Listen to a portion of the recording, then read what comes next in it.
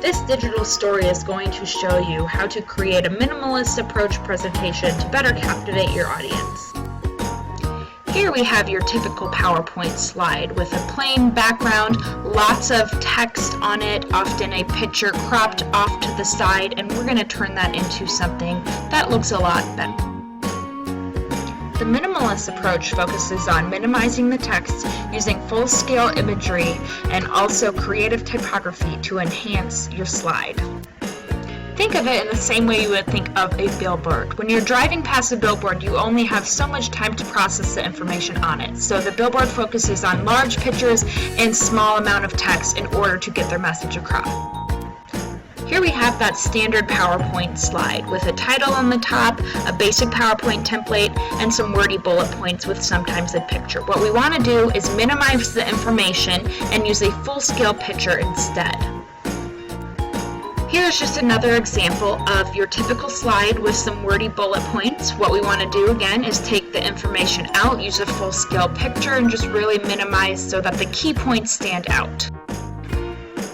Now it's important to make sure that we keep our information focused on just one topic. If we were to read this, we would notice that the top half talks about the calories per hour burned while the bottom half talks about the muscle groups. We would want to split these out into multiple slides to not overwhelm the audience. For slide 1, we can put that cycling burns up to 320 calories per hour. This is going to make the audience a lot happier because they do not have to focus on reading that entire paragraph and they can be more focused on you. For our second slide, we can simply put that 4 major muscle groups are used in cycling.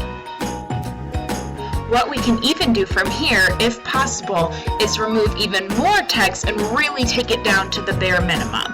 When the audience sees the slide, they're going to be asking themselves 320 per hour what? They don't know what it's referring to, which is going to keep them more engaged on you to find out the rest of the information. Similarly, by putting the major 4 on our second slide and not saying that we are talking about muscle groups is going to keep the audience more engaged. Well, now we've certainly covered what to put on the slides as far as the content goes, but what else goes into the minimalist approach? Well, I'm glad you asked because we also want to make them very creative, and the first step in doing that is getting creative with our typography, or in other words, our fonts. Here's our first example. Notice how the slide on the right uses more creative fonts as far as the size goes and using effects to make the words stand out more. Here's another example. It doesn't necessarily show creativity in the font types, but it does show our idea of matching the font color to colors found in the image itself.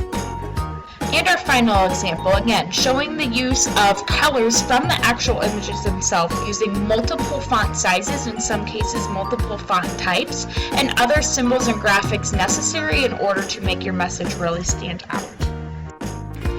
So now we've covered what content should go on the slide and the use of creative typography. The last thing and most important element of the minimalist presentation is the imagery. We want to use full-scale HD powerful pictures in order to really engage our audience. Now when you choose the picture, it's important to make sure to choose one that is high quality and not too busy, like the one on this screen. The busyness of the background makes it hard for the text to actually stand out.